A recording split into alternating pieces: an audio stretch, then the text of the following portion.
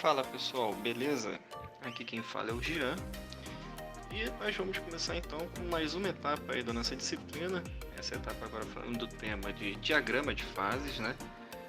Esse tema todo será abordado via online, né? A partir de slides e vídeos e com a minha explicação de fundo, tudo bem? Eu escolhi esse formato para que tivesse melhores visualizações e que vocês pudessem cada vez, sempre que tivessem dúvida, estar voltando aí para assistir novamente o conteúdo. Então eu decidi dividir o tema diagrama de fases em 4 aulas, tudo bem? Na primeira aula a gente vai ter então a introdução ao diagrama de fases, que é a parte aí, como o nome já diz, mais introdutória ao assunto, que vai mostrar o primeiro contato que vocês têm com um diagrama de fases. Eu vou tentar desvendar aí quais são os principais elementos, onde você deve prestar atenção, como você analisa um diagrama. Isso tudo eu vou dar agora na primeira aula. Na segunda aula a gente já vai entrar então aí em diagramas binários, né? Diagramas aí um pouco mais complexos, e vou passar também a regra da alavanca, que é uma regra que vai permitir que a gente calcule algumas informações do sistema binário que a gente está lidando ali no momento. Na aula 3 a gente vai entrar com sistemas binários ainda, mas agora separando e diferenciando os diagramas líquido-líquido, sólido-líquido e líquido-vapor. A gente vai analisar com detalhes cada um deles e ver quais são as suas particularidades. E por fim, na aula 4 a gente vai entrar então com os diagramas de fase ternário. São aqueles diagramas que têm 3 variáveis, uma em cada eixo.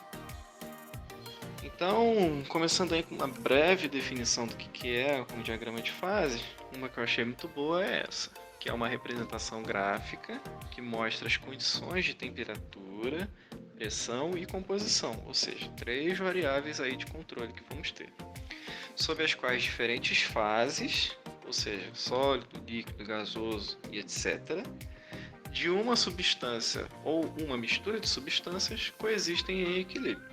Então, quais são os principais elementos que constituem em um diagrama de fases? Ou seja, o que é aquilo que a gente precisa prestar atenção no diagrama de fases? Bom, o primeiro deles, e eu acho que o mais importante, é você identificar os eixos. Não só no diagrama de fases, gente, mas em qualquer gráfico que você for ver, você tem que analisar muito bem os eixos, para você ter uma ideia do que aquele gráfico está tratando. Tudo bem?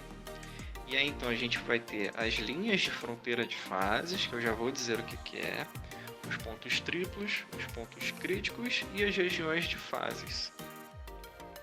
Esses 5 elementos são os elementos que eu vou estar trazendo aqui para vocês, para que a gente possa entender com propriedade o que são cada um deles. Então aqui a gente já começa com um exemplo de um diagrama de fase. Caso você nunca tenha visto um diagrama de fases, aí está. Essa é a cara, esse é o shape de um diagrama de fases de uma substância pura, que vai ser o nosso assunto dessa introdução ao diagrama de fases. Nós vamos tratar substâncias puras. Então, como eu não tenho nenhuma informação numérica sobre esse diagrama que está na tela, ele poderia ser de qualquer uma dessas substâncias, porque toda substância pura tem mais ou menos o mesmo shape, o mesmo formato. O que vai mudar serão os valores. Todas essas siglas ou abreviações têm valores numéricos que variam de substância para substância, tudo bem? Mas eu acho que ainda está complicado demais. Então vamos dar uma apagada e focar em tintim por tintim. Vamos focar em elemento por elemento para que a gente possa entender bem o que está sendo tratado. Pronto, agora sim. Agora ele está bem vazio, bem limpo, bem clean, para a gente começar a entender aquilo que importa. Tudo bem? Então vamos lá. A primeira coisa que eu disse que é importante é vocês repararem o quê? Nos eixos, certo? Então a gente tem aí o eixo de temperatura como sendo o eixo X, ou as abscissas, e o eixo de pressão, como sendo o eixo Y ou o eixo das ordenadas.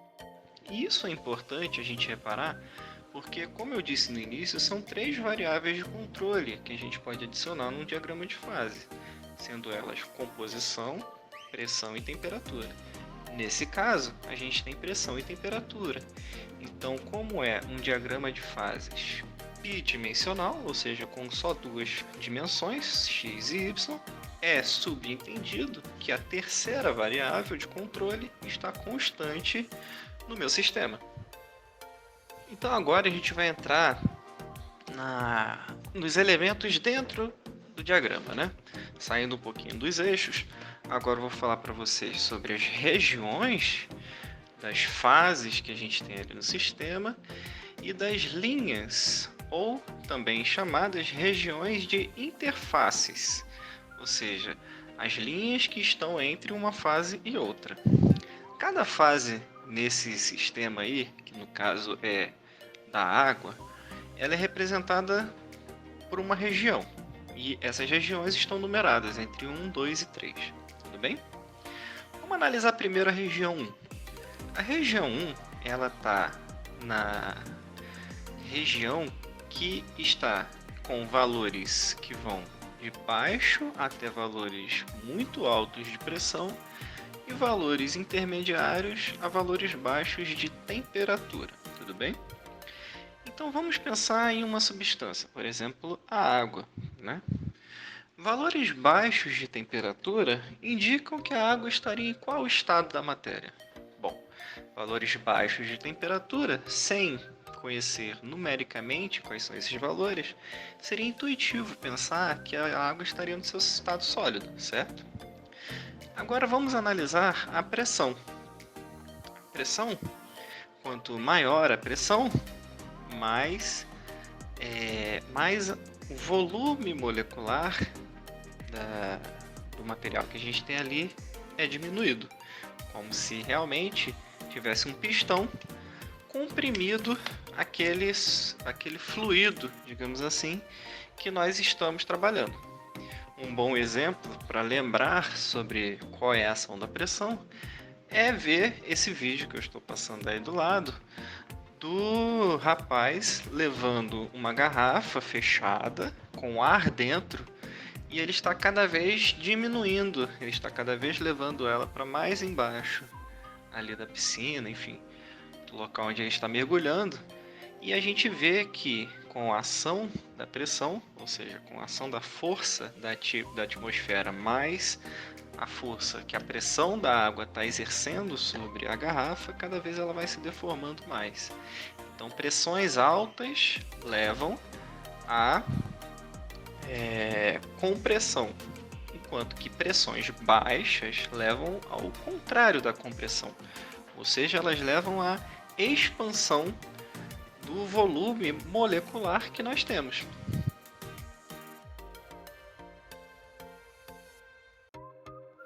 Então, como a região 1 abrange temperaturas baixas e pressões intermediárias, ela é a região onde o estado da matéria, ou seja, a matéria, que no nosso caso aqui é a água, ela está no estado sólido. E essa região toda do estado sólido ela é delimitada pelas linhas de interface entre as regiões. Então, vou fazer aqui um desenho para meio que simbolizar, né, essa região. Então nós temos aí a região dos sólidos. Então, o que isso quer dizer? Que, dado uma temperatura, dado uma pressão, se um ponto cair nessa região, quer dizer que a água está na fase sólida. Agora vamos analisar a região 3, tudo bem? A região 3 é uma região muito particular. Por quê? Porque ela começa de valores intermediários tanto de pressão quanto de temperatura. Essa região, naturalmente, só pode ser dos líquidos. Por quê? Porque o líquido tem essa propriedade. Ele não consegue nem ter sua pressão diminuída tanto assim, porque à medida que a gente vai diminuindo a pressão do líquido, ele vai vaporizando, e na medida que a gente vai diminuindo a temperatura do líquido, ele vai congelando. Então, ele também mudaria de fase. Então, a região 3 é a região dos líquidos. E da mesma maneira, eu vou estar tentando ali desenhar e mostrar para vocês qual é a região dos líquidos, que eu coloquei aí em azul. Tudo bem? Agora vamos para a última região, que já sabemos qual é, mas vamos dar uma pensadinha ainda em por que a região 2 é a região do vapor. A região 2 é aquela que tem a menor pressão possível, ou seja, os menores valores de pressão estão na região 2. E ela vai da menor temperatura até a maior temperatura do sistema também. E assim, se nós formos pensar num fluido, o único fluido ou o único estado da matéria que suportaria tal pressão, ou seja, uma pressão tão baixa que levaria a um volume molecular tão alto, seria o estado da matéria vapor ou gasoso, porque nenhum dos outros estados, nem o sólido nem o líquido, suportariam pressões tão baixas assim. Então, naturalmente, o estado 2 é o estado do vapor. E aí eu também vou fazer uma achura, um desenho, limitando aí o que seria a região do vapor no nosso diagrama de fases.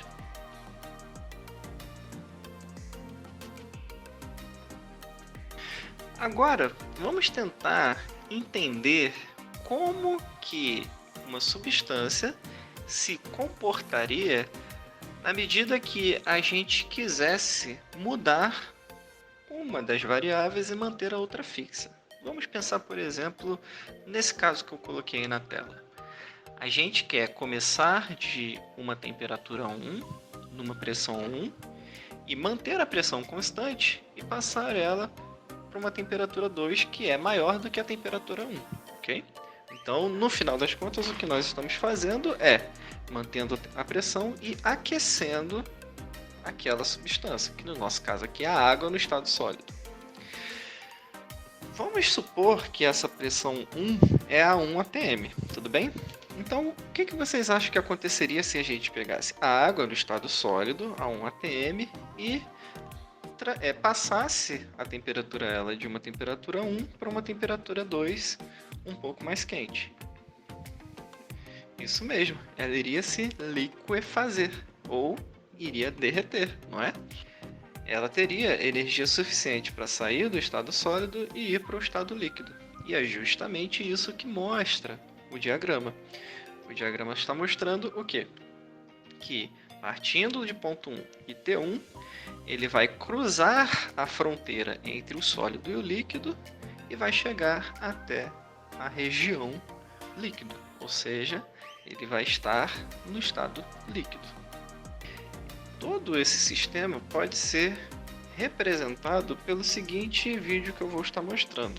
É um vídeo de um gelo derretendo, mas que ali a gente consegue identificar bem as 3 etapas desse processo, ou seja, a etapa onde a nossa substância está na fase sólida, a etapa onde ela está transitando entre as fases e a etapa onde ela está na fase líquida.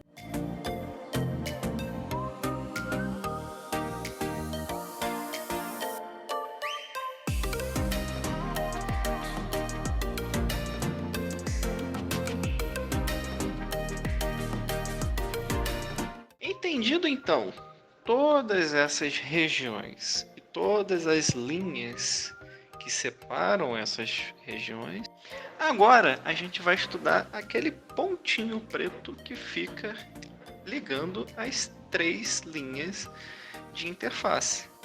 E este pontinho, ele é chamado de ponto triplo. O ponto triplo, ele tem uma característica particular. E qual é essa? Que, dada a temperatura do ponto triplo e dada a pressão do ponto triplo, a substância estará com 3 fases presentes naquele estado termodinâmico, ou seja, naquela temperatura e naquela pressão. Ah, professor, então você está dizendo que se eu pegar a água, colocar ela nessa pressão, colocar ela nessa temperatura, eu vou ver gelo, água líquida e vapor de água no mesmo sistema? Exatamente isso. Eu vou mostrar um videozinho aqui que vai ilustrar muito bem a presença dessas três fases contidas no mesmo sistema. No laboratório, eles colocaram gelo em um sistema onde a pressão e a temperatura são controladas. Então, eles controlaram primeiro a pressão, mantiveram constante e estão cada vez aquecendo mais o sistema. E aí nós vamos ver a maravilha do ponto triplo, né? Vamos ver aí a presença então das três fases da água em o mesmo sistema. Muito legal, não é? Então agora a gente vai introduzir o último elemento para a aula de hoje, que é a região crítica, ou a região onde se tem a fase de fluido supercrítico. E qual é essa região? Bom, essa região ela vai ser ilustrada ou denominada aqui como FSC, ou fluido supercrítico, tudo bem? E ela tem uma temperatura crítica e uma pressão crítica. E o que acontece ali nessa região de fluido supercrítico? A gente não ouve tanto falar porque ela não é tão comum assim na natureza. Ela acontece em casos muito restritos, como por exemplo, quando tem presença ali de vulcões submersos ou coisas assim bem raras mesmo na natureza, tá bom? Mas é uma região onde pertence uma fase termodinâmica. Então, e quais são as peculiaridades dessa fase termodinâmica? Um fluido supercrítico, ele é um fluido que ele não é nem gasoso e ele não é nem aquoso, ele não é nem líquido, né? Ele está ali como intermediário entre o vapor e o líquido. Aqui a gente tem a presença de CO2 líquido e ele está injetando um pouco mais de CO2 gasoso no sistema, ao mesmo tempo que ele está aumentando a temperatura. Então, com a injeção de CO2 no sistema, a pressão ali dentro vai cada vez aumentando e a temperatura também vai aumentando um pouco devagar, tá vendo? Ali atrás tem como se fosse um termômetro, certo? E aí vai chegar um momento onde você vai observar a turbidez. E essa turbidez representa então o fluido supercrítico. Muito legal, não é?